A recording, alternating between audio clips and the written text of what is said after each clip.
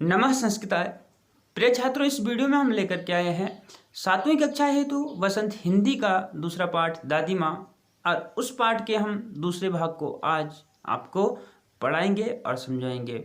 कल तक हमने आधा पाठ पढ़ा था और उस वहीं पे हमने विराम दे दिया था। आज हम वहीं से आगे करेंगे जहाँ से दादी माँ रामी की चाची को डांट रही है रुपयों के लिए, क्योंकि रामी की चाची ने कुछ रुपए उधार ले गए थे जो अब तक नहीं लौटाए। तो चलिए उससे आगे हम प्रारंभ करते हैं।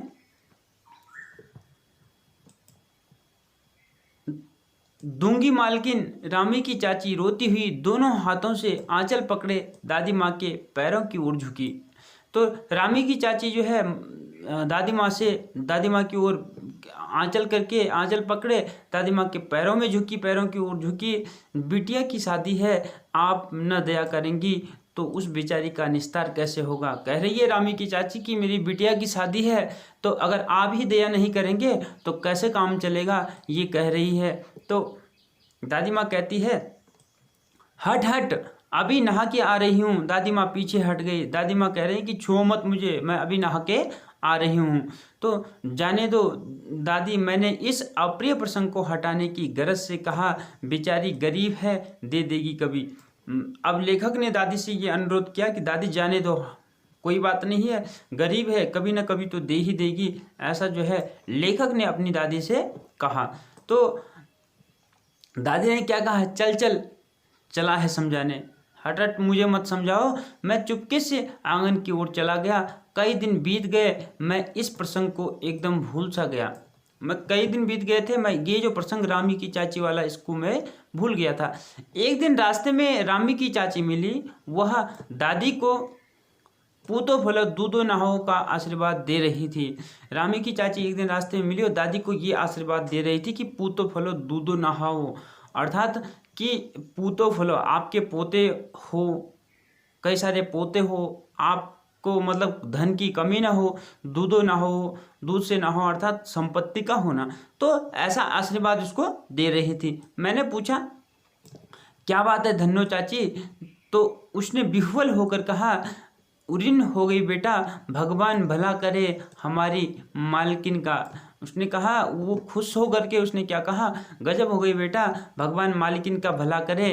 कल ही आई थी, पीछे का सभी रुपया छोड़ दिया, ऊपर से 10 रुपये का नोट देकर बोली, देखना धन्नो, जैसे तेरी बेटी वैसे मेरी, 10-5 के लिए हंसाई न हो, देवता है बेटा देवता। ये जो चाची धन्नो, जो चाची है रामी की चाची, धन्नो चाची उनको कहते हैं। तो वह किससे कह रही है, लेखक से कह रही है कि बेटा कल ही दादी आई थी और उन्होंने पीछे का जितना रुपये मेरे पे बचा था वो सब माफ़ कर दिया और ऊपर से 10 रुपये का नोट भी दे दिया, और कहा कि जैसे तेरी बेटी है वैसे मेरी भी बेटी है। तो 10-5 रुपयों के लिए हंसना भी कहाँ है, या लोगों से कहाँ हंसाई करनी है कि 10-5 रुपये छोड़ते भी नहीं है। तो इसलिए जो है वो, इसलिए मैं बड़ी खुश हूँ, ये रामी की चाची कह रही है। और आगे क्या कह रही है कि देवता है बेटा देवता, आपकी दादी क्या है, देवता है। ये किसके लिए, लेखक के लिए कह रहे हैं। उस रोज़ तो बहुत डांट रही थी। मैंने पूछा तो वह तो बड़े लोगों का काम है बाबू, रुपया देकर डांटे भी ना तो क्या लाभ, लाभ क्या। कह रही है रामी की चाची कि बड़े लोग तो ऐसे डांटते हैं, अगर डांटे ना तो काम कैसे चलेगा। मैं मन ही मन इस तर्क पर हंसता हुआ आगे बढ़ गया। किशन के विवाह के दिनों की बात है। विवाह के 4-5 रोज पहले से ही औरतें रात रात भर गीत गाती हैं। किशन के दिनों की बात है और उस समय विवाह के 4-5 रोज पहले ही क्या करते हैं, औरतें रोज रात को गीत गाती है। विवाह की रात को अभिनय भी होता है। यह प्रायः एक कथा का हुआ करता है, और विवाह के रात को क्या होता है, एक नाटक सा होता है। वह नाटक प्रायः एक कथा पर डिपेंड होता है। उसमें विवाह से लेकर पुत्रोत्पत्ति तक के सभी दृश्य दिखाए जाते हैं। उस कथा में विवाह से पूर्व, विवाह से लेकर के जब शादी होती है उससे लेकर के, और जब पुत्र उत्पन्न हो जाता है, बच्चा पैदा हो जाता है, उस समय तक सब कुछ उसमें दिखाया जाता है। सभी पाठ औरतें ही करती है। मैं बीमार होने के कारण बारात में ना जा सका। मेरा ममेरा भाई राघव दालान में सो रहा था। वह भी बारात जाने के बाद पहुंचा था, औरतों ने उस पर आपत्ति की।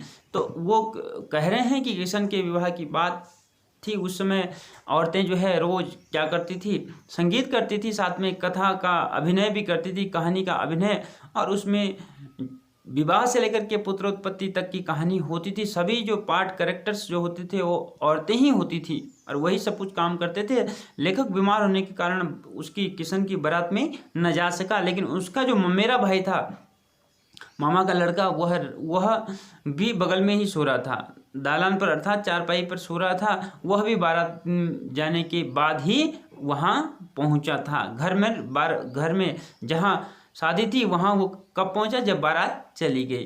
तो दादी माँ बिगड़ी, लड़के से क्या औरतों ने जब आपत्ति जताई, जो औरतें घर की थी उन्होंने आपत्ति जताई, अरे भाई तू कहाँ था, अब तक बारात तो चली गई है।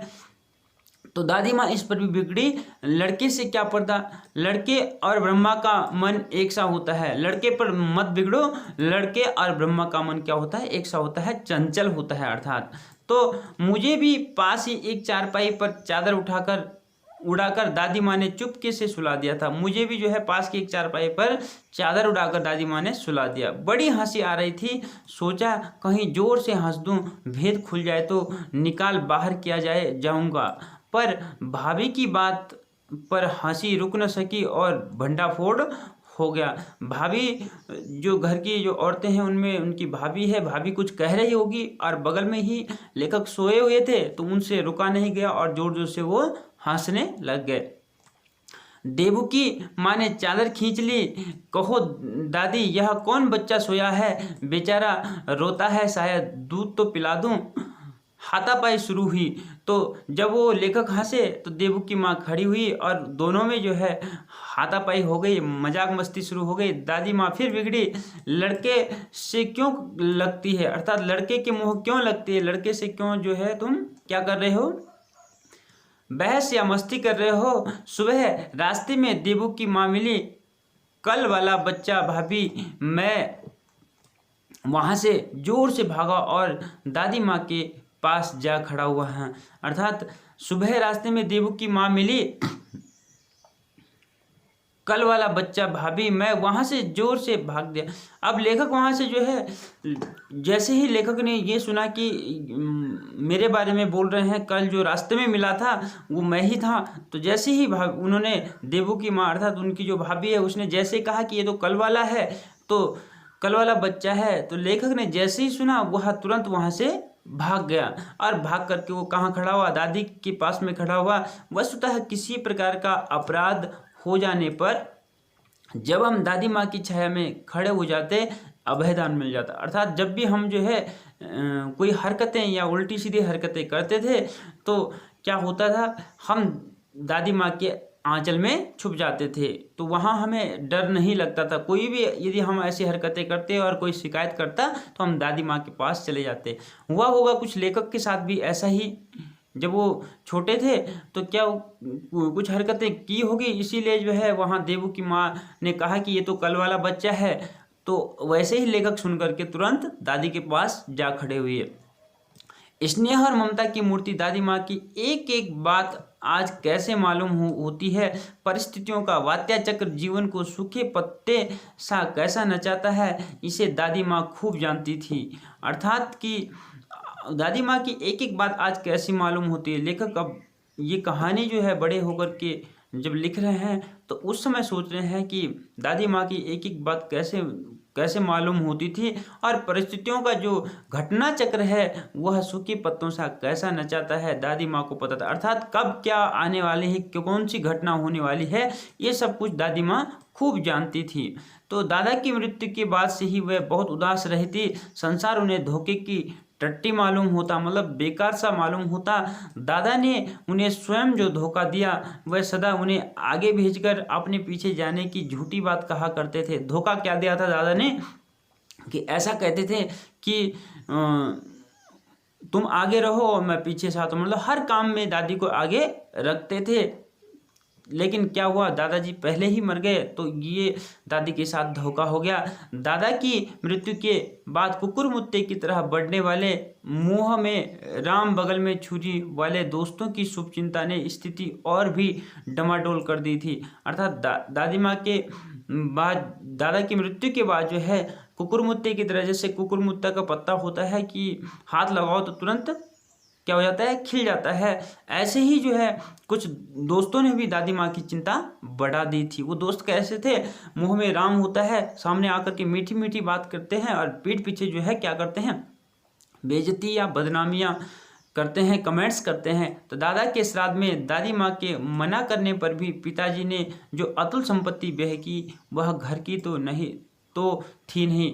तो श्राद्ध में, दादाजी के जब श्राद्ध आया उस समय पिताजी ने घर की बहुत सारी संपत्ति, मतलब बहुत खर्चा किया उस श्राद्ध में, जो घर की संपत्ति नहीं थी, जो पिताजी ने कमाई थी। दादी माँ अक्सर उदास रहा करती। माघ के दिन थे, कड़ाके का जाड़ा पड़ रहा था, थोड़ा ठंड भी पड़ रही थी और पछवा का सन्नाटा और पाले की शीत हड्डियों में घुस पड़ती। उस समय जो है पछवा एक पवन होती है, एक हवा जो उस समय चलती है माघ के महीने में, ठंडी ठंडी सी हवा सीधे हड्डियों में क्या करती है, इफेक्ट करती है। और पाले की शीत, और उस समय पाला भी पड़ता है, वो भी जो है हड्डियों में घुसता है। तो शाम को मैंने देखा दादी माँ गीली धोती पहने कोने वाले घर में एक संदूक पर दिया जलाए हाथ जोड़कर बैठी है। उनकी स्नेह कातर आंखों में मैंने आंसू कभी नहीं देखे थे। मैं बहुत देर तक मन मारे उसके पास बैठा रहा। उन्होंने आंखें खोली, दादी माँ, मैंने धीरे से कहा। तो मैंने देखा दादी माँ जो एक क्या दिया जलाए संदूक पर बैठी है, और मैं थोड़ी देर वहीं बैठा रहा और बाद में मैंने धीरे से कहा कि दादी माँ। तो दादी माँ ने क्या उत्तर दिया, क्या है रे, तू यहाँ क्यों बैठा है? दादी माँ, एक बात पूछूं, बताओगी ना? तो मैंने उनकी स्नेहपूर्ण आंखों की ओर देखा। तो ये लेखक पूछ रहे हैं कि एक बात पूछूं तो आप बताओगी? तो दादी माँ का क्या उत्तर होता है, दादी माँ कह रही है, क्या है, पूछ। तुम रोती थी। दादी माँ मुस्कुराई, पागल, तूने अभी खाना भी नहीं खाया ना, चल चल धोती तो बदल लो। दादी माँ, मैंने कहा। तो दादी माँ की चिंता देखिए, दादी माँ की चिंता अपने पोते पे ही है। क्या कह रही है कि अभी तो तूने खाना भी नहीं खाया, चल जल्दी चल खाना खा ले। तो लेखक कहते हैं कि दादी माँ, अभी धोती तो आपने बदले नहीं, धोती तो बदल लो। मुझे सर्दी गर्मी नहीं लगती बेटा। मुझे वह खींचती रसोई में ले गया और कहा कि मुझे कोई सर्दी गर्मी नहीं लगती है, चल तू खाना खा ले। सुबह मैंने देखा चारपाई पर बैठे पिताजी और किशन भैया मन मारे कुछ सोच रहे थे। सुबह मैंने देखा कि पिताजी और किशन भैया मन मारे कुछ सोच रहे थे। दूसरा चाराही क्या, बाबू बोले। बाबू यहाँ पर बोल रहे हैं, जो वहाँ कोई बाबू आ रखा है घर में, वो क्या कह रहा है, दूसरा चाराही क्या है, रुपया कोई देता नहीं, कितने के तो अभी पिछले भी बाकी है, वह रोने रोने से हो गए। तो किशन भैया और पिताजी जो है रोने रोने से उनका मुंह हो गया, क्योंकि हो सकता है कुछ रुपयों की कमी हो। तो बाबू ने कहा कि कुछ रुपए ऐसे हैं कि जो लोग देते ही नहीं है, रोता क्यों है रे? दादी ने कहा। दादी माँ ने उनका माथा सहलाते हुए कहा, मैं तो अभी हूँ ही। उन्होंने संदूक खोलकर एक चमकती सी चीज़ निकाली। तेरे दादा ने यह कंगन मुझे इसी दिन के लिए पहनाया था। उनका गला भर आया। तो दादी माँ ने कहा कि रोता क्यों है, यदि पैसों की कमी है तो मैं हूँ अभी। उन्होंने संदूक में से एक अपना कंगन निकाला जो दादाजी ने उनको दिया था। मैंने इसे पहना नहीं, इसे सहज कर रखती आई हूँ, यह उनके वंश की निशानी है। उन्होंने आंसू पोंछकर कहा, पुराने लोग आगा पीछा सब सोच लेते थे बेटा। तो दादी ने जो है इसको बड़े सहज करके रखा था, पहना भी नहीं था, यह उनके वंश की निशानी थी। उन्होंने आंसू पोंछकर कहा, बेटा पुराने जो लोग होते हैं वो अपने आगे और पीछे दोनों का, भूत और भविष्य दोनों के बारे में सोचते थे। ये दादी जी ने कहा। सचमुच मुझे दादी माँ साफ भ्रष्ट देवी सी लगी, धुंधली छाया विलीन हो गई। मुझे दादी माँ को ऐसी लगी जैसे किसी देवी को साप मिला होगा, तभी वो धरती पर आई है।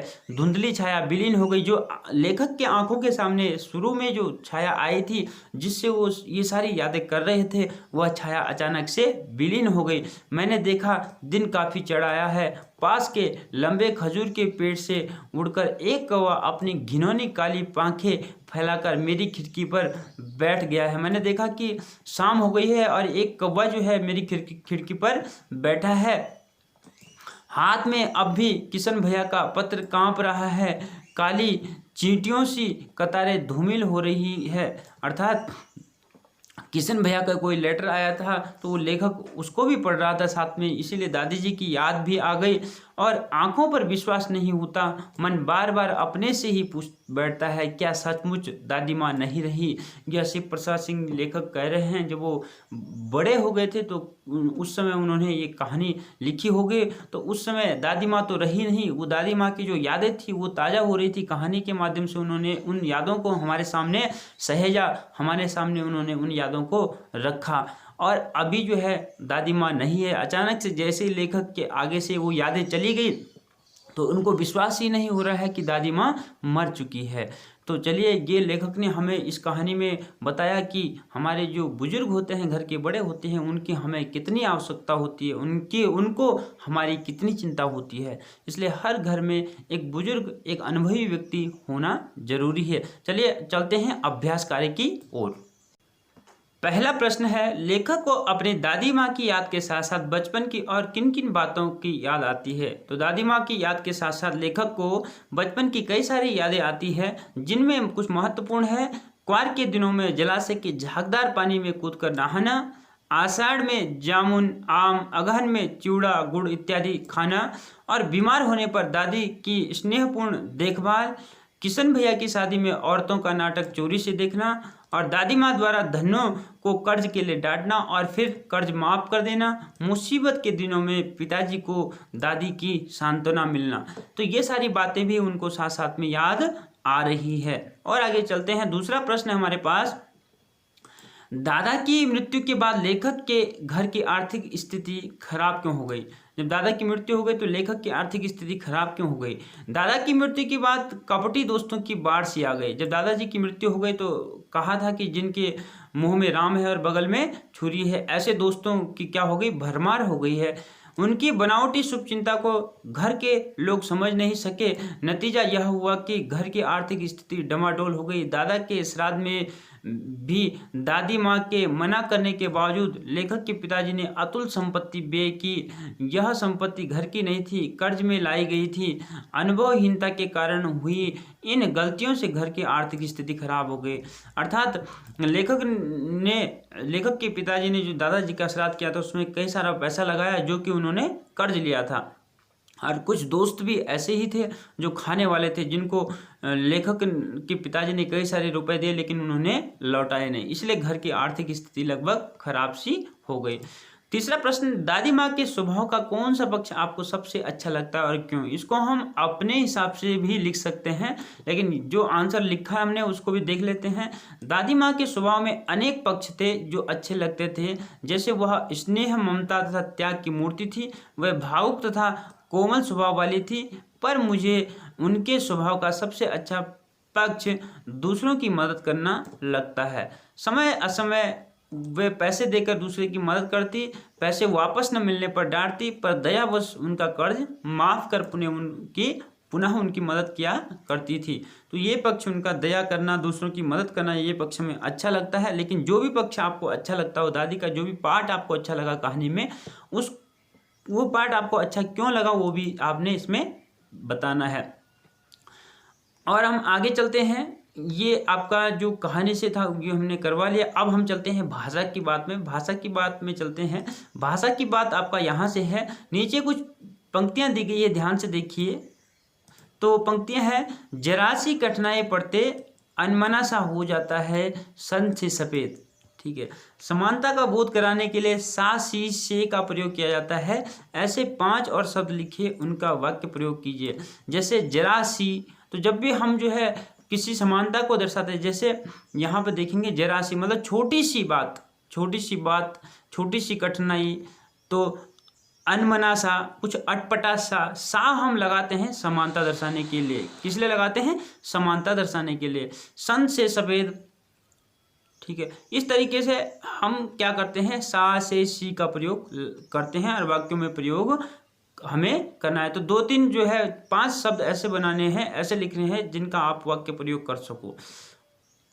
तो 5 शब्द यहाँ कुछ दिए हैं, जैसे देखिए, शहद सा मीठा यह महंगा फल शहद सा मीठा, अर्थात शहद सा मीठा, ये 5 वाक्य हमने क्या किए, लिखे। तो उसके बाद इन पे हमने वाक्य बनाए, 5 जो है शब्द ऐसे लिखे, शहद सा मीठा।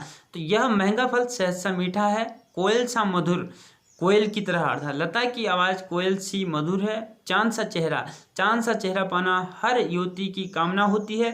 फूलों सी कोमल, राजकुमारी चारुलता फूलों सी कोमल थी। पर्वत सा दृढ़, सरदार वल्लभ भाई पटेल का व्यक्तित्व पर्वत सा दृढ़ था, पर्वत के समान क्या था, अचल या अटल था। तो ये सा का प्रयोग हमने समानता के लिए किया है। और आगे चलेंगे हम। कहानी में छू छू कर ज्वर का अनुमान करती, पूछ पूछ कर घर वालों को परेशान कर देती, जैसे वाक्य आए हैं। किसी क्रिया को जोर देने के लिए या कहने के लिए एक से अधिक बार एक ही शब्द का प्रयोग होता है, जैसे वहाँ जा जाकर थक गया, उन्हें ढूंढ ढूंढ कर देख लिया। इस प्रकार के 5 वाक्य हमें बनाने हैं। तो 5 वाक्य क्या है, जैसे मुझे रह रहकर माँ की याद आती है, वह गा गा कर भिक्षा मांगता है, नेहा रो रो कर तुम्हारी शिकायत कर रही थी, मोहन बार बार तुम्हारी बात पूछ रहा था, गाड़ी धीरे धीरे जा रही थी। जब हम एक ही क्रिया में जोर देना चाहते हैं तो क्या हो जाता है, हम उसको डबल बार लिख लेते हैं। तो इस तरीके से आपने ये 5 वाक्य लिखने हैं। बोलचाल के कुछ शब्द हैं, जैसे हम देखेंगे यहाँ पर। बोलचाल में प्रयोग होने वाले शब्द और वाक्यांश दादी माँ कहानी में है। इन शब्दों और वाक्यांशों से पता चलता है कि यह कहानी किसी विशेष क्षेत्र से संबंधित है। ऐसे शब्दों और वाक्यांशों में क्षेत्रीय बोलचाल की खूबियाँ होती है। उदाहरण के लिए निकसार, हम देखेंगे ब्रह्मा, उरिन, चिवड़ा, छाका, छौंका इत्यादि शब्दों को देखा जा सकता है। इन शब्दों का उच्चारण अन्य क्षेत्रीय बोलियों में अलग ढंग से होता है, जैसे चिवड़ा को चिड़वा, चुड़त्र, पोहा, इस तरह छाका को छौंक, तड़का भी कहा जाता है।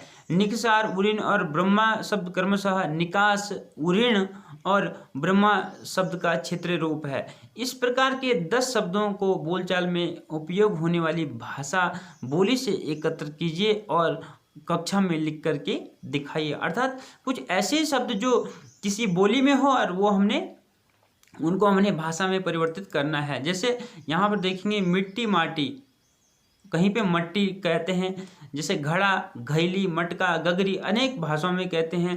चादर भी कहते हैं, चद्दर भी कहते हैं। ठंड, पाला, प्यार, दुलार, विवाह, ब्याह, विवाह, शादी, पुत्र, पुत्र, लड़का, बेटवा, स्नान, नहान, नहाना, नाटक, नौटंकी, कौवा, कागा, कार्य प्रयोजन,